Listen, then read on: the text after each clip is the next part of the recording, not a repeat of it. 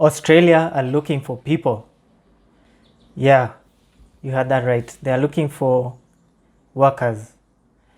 I don't know if you might have heard in the news lately that Australia, they have a shortage of workers. So they are looking for immigrants, skilled immigrants, to go and work in Australia. There have been reports in the news about the shortage they have been experiencing after the COVID-19 pandemic. Their economy really boomed again. So they have a shortage of skilled workers that they are looking for. Skilled, semi-skilled, mostly skilled that they are looking for to boost back their economy and fill the gaps in employment or in workers. So just go to your local Australian embassy and say you want to go and work in Australia. And yeah, no, I'm kidding. Yeah, the process is kind of hard. It's hard, but not really that hard. Or complicated. It's complicated, but not really that complicated. So according to news reports, there are a shortage of around 200,000 workers in the Australian economy. So that is quite a lot of workers that they need. The workers they need are mostly in health, nursing jobs, as usual in those developed countries, and engineering and IT, technology jobs. Those are mostly the types of jobs they have a need for. But you can also apply for other jobs and just try your luck. So some of the visas you can get from Australia, there are many. Now I'm specifically talking about skilled work visas. There are many, but I'm going to focus on the one they will be more interested in. So there's skilled employer. No, okay, sorry. There's permanent residence, skilled, regional. So that one is you become a permanent resident of Australia, and you're a skilled worker. But you have to have been living there, I think, 3 years prior. So that is Subclass 191. Then there's also skilled work regional provisional visa, Subclass 491. So in that one you are sponsored by the region that you want to go to.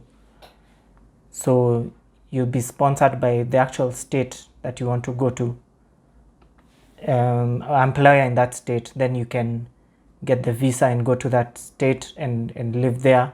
But they usually have requirements where you have to live there for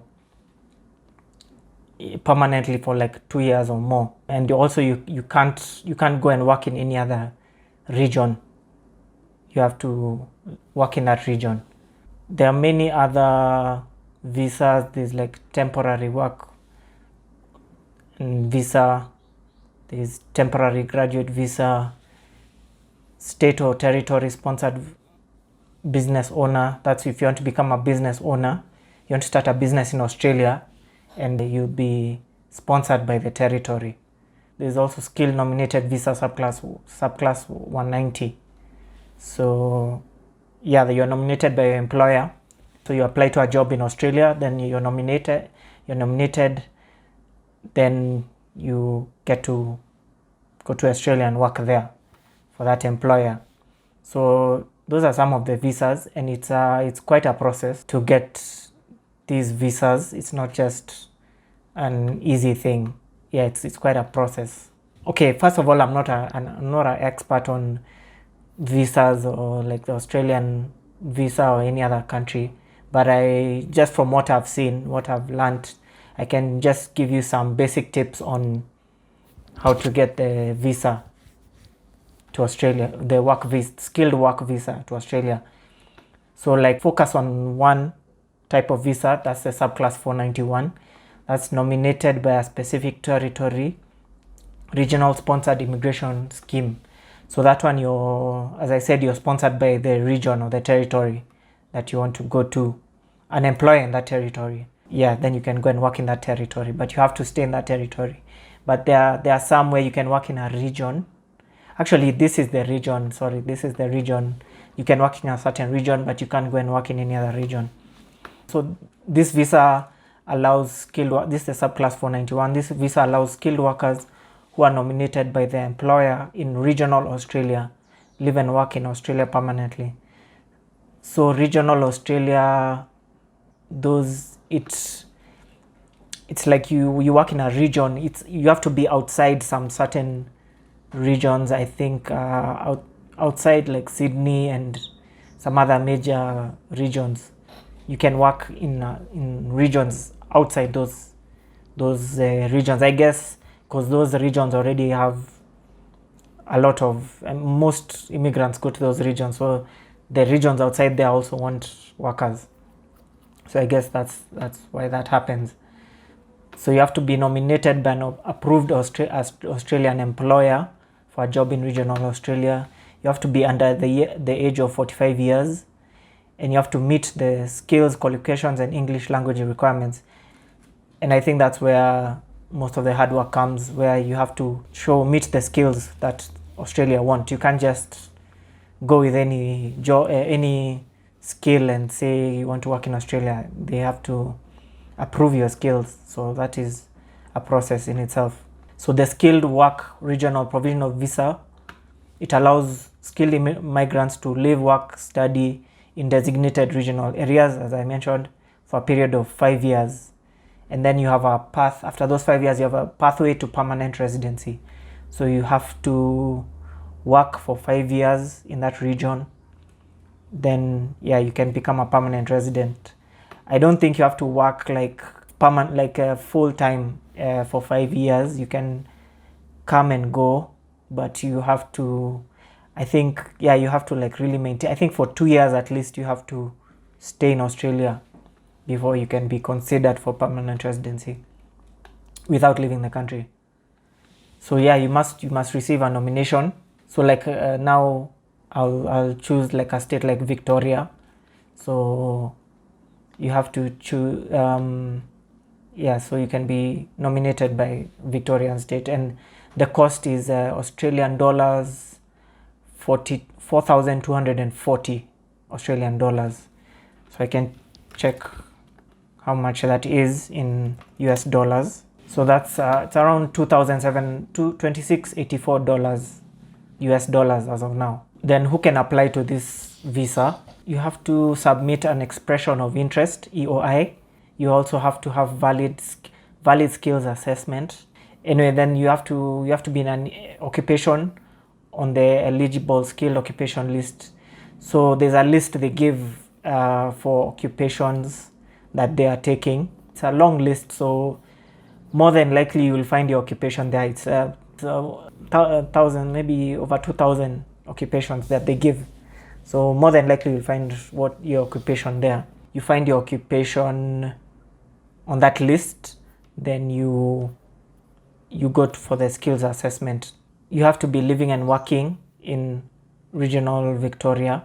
Okay, now I'm focusing on Victoria. That's if you're onshore.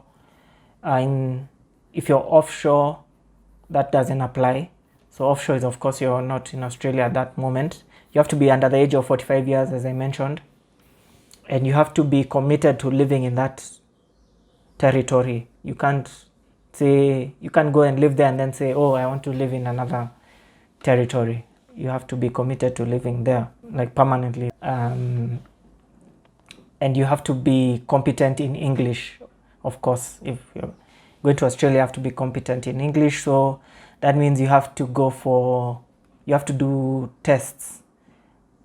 I know there's IELTS, that's one of the most famous ones. There's TOEFL, that's more US. I think it's also accepted, but I think the one that's mostly recommended is IELTS for English assessment. Then in your skills assessment, you have to attain at least 65 points in the skill assessment for them to approve your skills assessment. And even if you attain 65 points, there's no guarantee that they'll approve your skill. They still have to approve it. Skills assessment are given by different skills assessing authorities, and they have to assess your skills. Like if you're a marketer, you have to, like one of the skills assessment authorities is a VETA Assess. That's the largest skills assessment authority in Australia. VETA Assess. It's VETASSESS. It costs Australian dollars 962 as of now. To get your full assessment.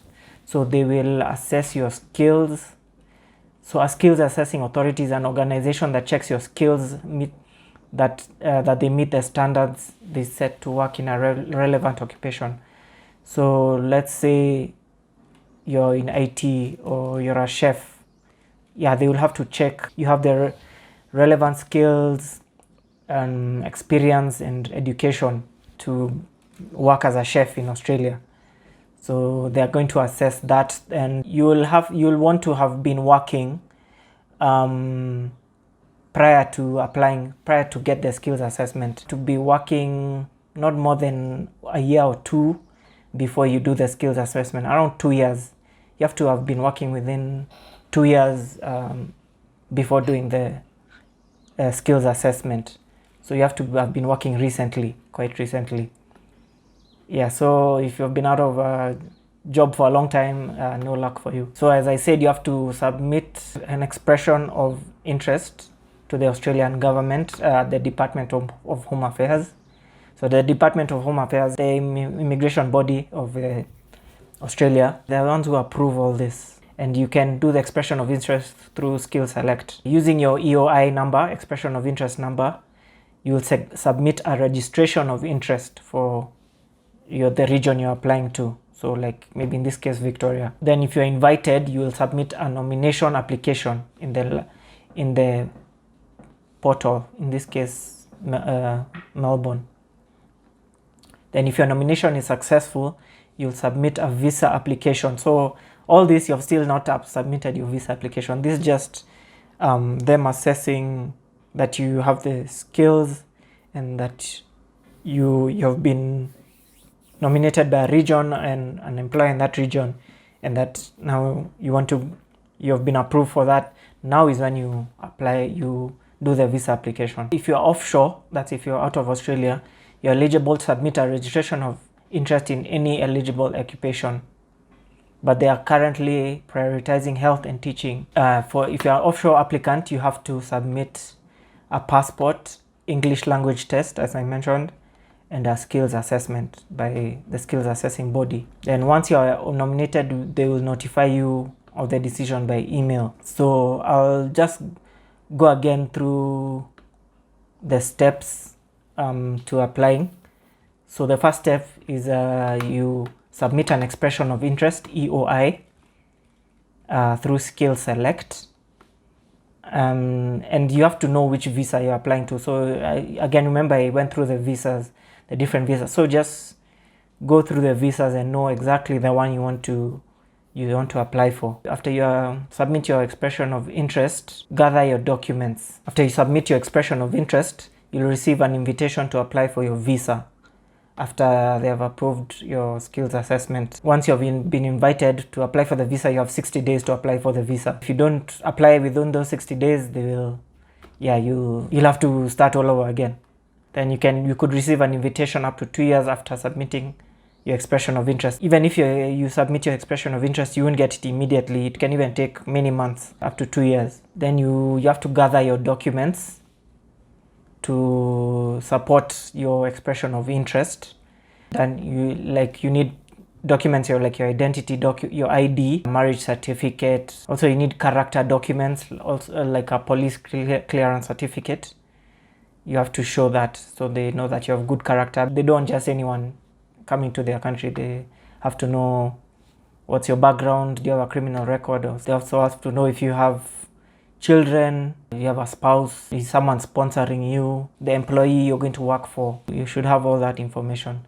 So you have to have secured a job in Australia before starting this application. You have 60 days to apply for the visa. Then after you apply for the visa, they'll let you know the results of your visa application, and they'll send that to you by email. There's also a portal where you apply also, so you can either get it by email, that's the results of the application, or on that portal called email account. You also have to do health checks, health tests. They provide for you testing centers for health checks, so you have to go and do a full health check, so they know that, yeah, your health, what health you're in.